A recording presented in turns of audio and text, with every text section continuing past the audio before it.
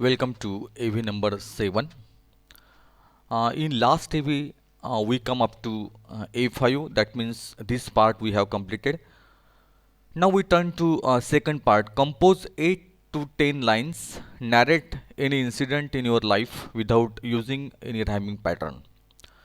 Compose 8 to 10 lines. 8 ते 10 ओळी आपल्याला कंपोज करायच्या आहेत, लिहायच्या आहेत. Narrate any incident in your life without using any rhyming pattern. तर कुठलाही रॅमिंग पॅटर्न म्हणजे ज्याला आपण यमक साधनं म्हणतो, राईम जुळवणं म्हणतो, तर कुठलाही यमक न वापरता त्या ठिकाणी आपल्याला एक प्रसंग जो आहे तो त्या ठिकाणी मांडायचा आहे 8 ते 10 ओळीमध्ये. तर ह्या ठिकाणी आपण 8 ते 10 ओळीमध्ये एक छोटासा प्रसंग किंवा छोटीशी कविता जी आहे 8 ते 10 ओळी त्या तयार करायच्या आहेत आपल्याला. स्पीकिंग ट्री म्हणून आपण त्या ठिकाणी घेऊया. तर हे बोलणारं झाड काय म्हणतंय? Look at me, don't like to see me, green and soothing to the eye. माझ्याकडे बघा, तुम्हाला माझ्याकडे बघणं आवडत नाही का? Green and soothing to the eye, मी हिरवागार आहे आणि डोळ्यांना अतिशय छान वाटतो. Somebody called me as I was walking away, कोणीतरी मला बोलवलं आणि मी जात असताना. I stop, look around, curious to know the speaker, मी थांबलो, सभोवताली बघितलं आणि कोण बोलणार आहे यासाठी मी उत्सुक होतो. हर्ड द व्हॉइस अगेन, पुन्हा एकदा मी तो आवाज ऐकला. दिस टाईम विथ मोर इमोशन्स, या वेळेला मात्र जास्त भावना ज्या होत्या त्या उथमलेल्या होत्या. Have mercy on us, don't kill us day in and day out, तर आमच्यावर दया करा, आम्हाला तोडू नका, तुम्ही दिवसरात्र आमची कत्तल करतायत, आम्हाला तोडू नका, असे ते झाड बोलतंय. Save trees, save environment, every one demand I suppose, प्रत्येकाची अशी मागणी आहे की त्या ठिकाणी झाडं वाचवा आणि पर्यावरण वाचवा. बट हू लिसन्स, कोण ऐकतंय आमचं? Skyscrapers mushroom higher and higher, तर त्या ठिकाणी अशा पद्धतीने skyscrapers mushroom higher and higher. All are happy, no need to think about our fall, तर उंचच्या उंच त्या ठिकाणी टोलेजंग बिल्डिंग त्या ठिकाणी उभ्या राहत आहेत.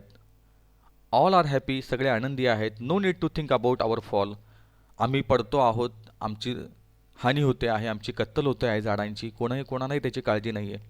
इट वी लव्ह यू, तरीसुद्धा आम्ही तुमच्यावर प्रेम करतो. वॉन्ट टू केअर अँड सर्व, तुमची आम्ही काळजी घेतोय, तुम्हाला तुमची आम्ही सेवा करतो आहे.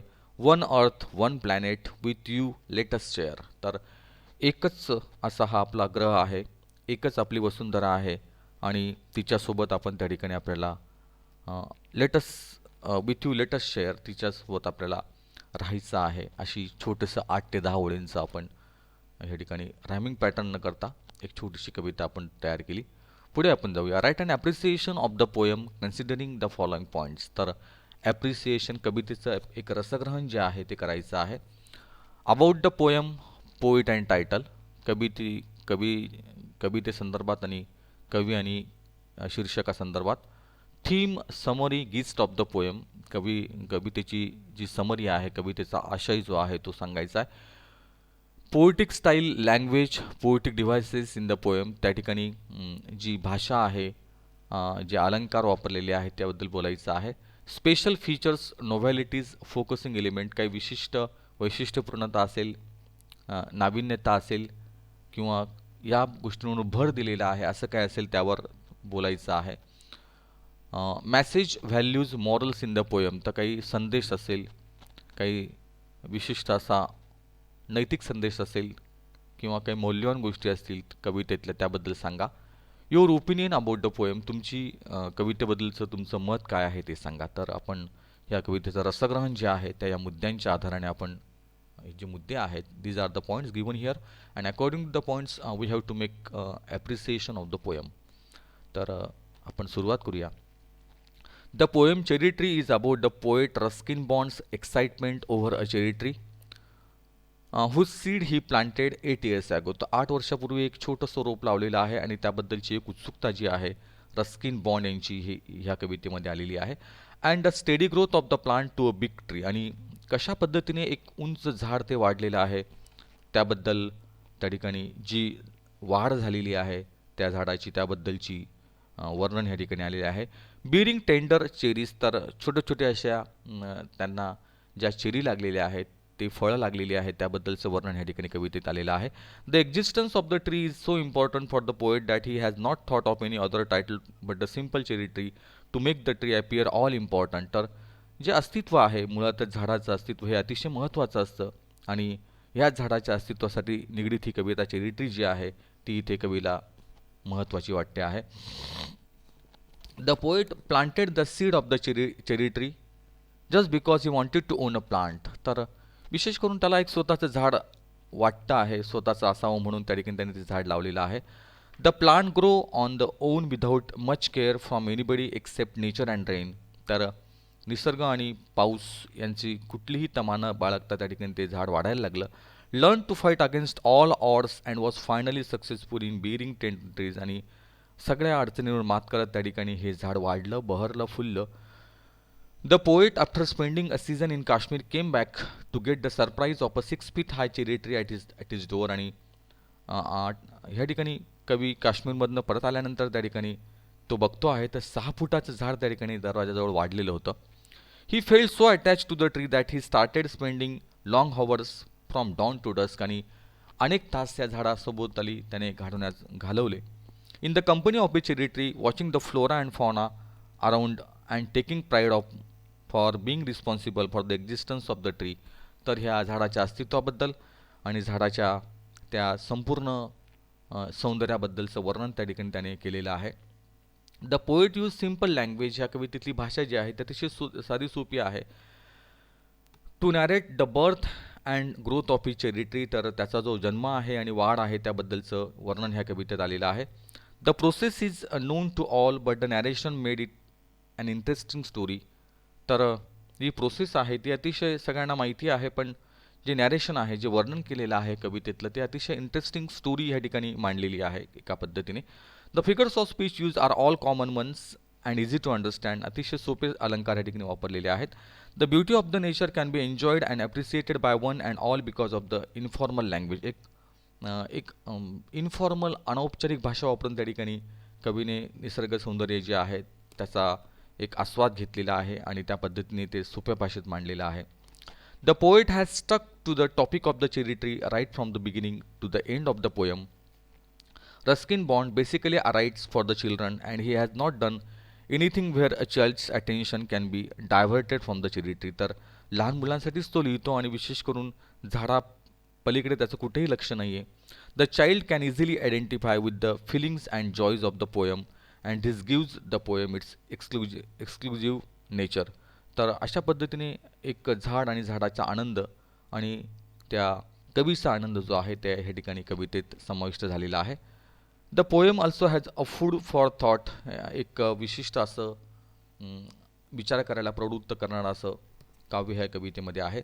A deeper meaning of struggle for survival. तर जगण्यासाठी त्या ठिकाणी काय आवश्यक असतं.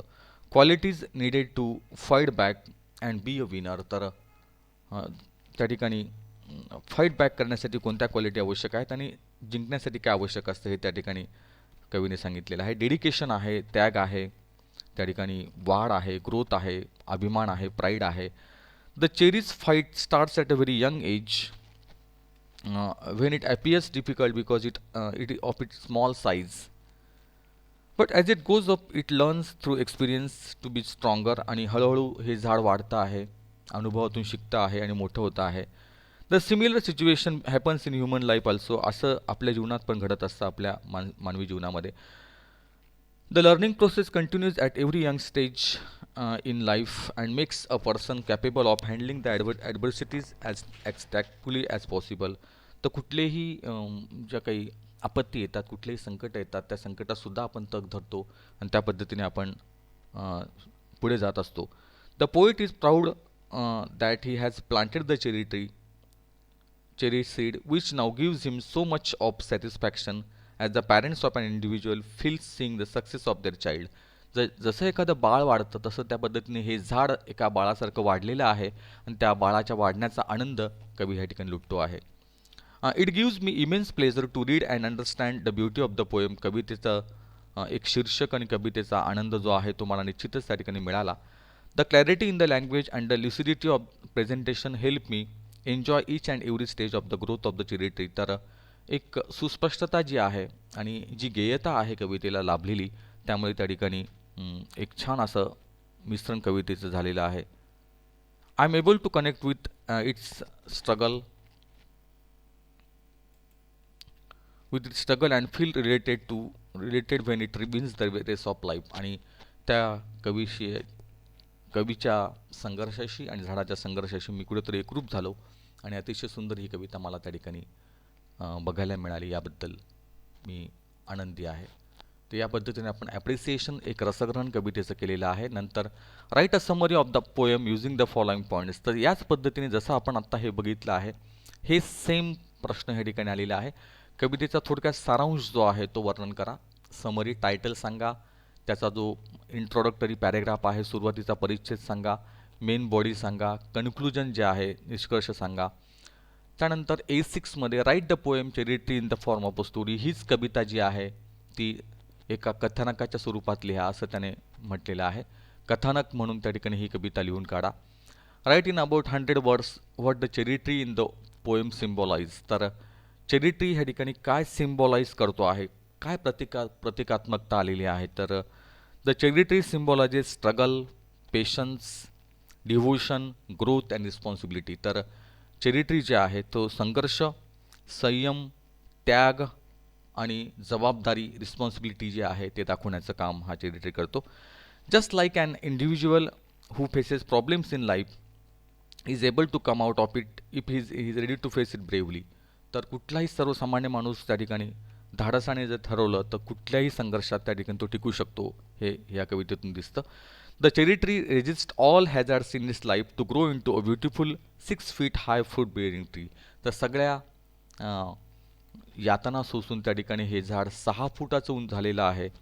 The poet only help the tree to grow by planting the seed but it was defenceless after that.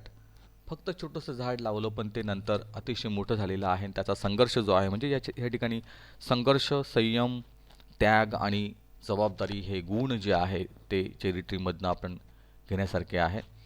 त्यानंतर you have studied the lesson the call of the soil from prose number 1.3. Compare cherry tree with the call of the soil and find out the elements of joy of nurturing for the author and the poet. तर ह्या call of the soil ही हा जो धडा आहे, हा धडा आणि चेरी ट्री ह्या दोघांची तुलना करायची आहे. आपला धडा व्हायचा आहे ते आपण नंतर बघूया. आणि प्रोजेक्टमध्ये आपल्याला सांगितलं आहे visit the library and collect at least 5 poems of any nature poet. तर कमीत कमी 5 कविता आपल्याला त्या ठिकाणी शोधायच्या आहेत निसर्ग कवीच्या. Write the poems along with their summary. आणि अशा 5 कवितांची समरी आपल्याला तयार करायला सांगितली आहे. तर ते आपण प्रोजेक्ट म्हणून बनवू शकतात. तर अशा पद्धतीने आपला चेरिटीचा ही जी कविता आहे ती आपण संपवलेली आहे. पुढच्या टॉपिककडे आपण वळूया. थँक्यू.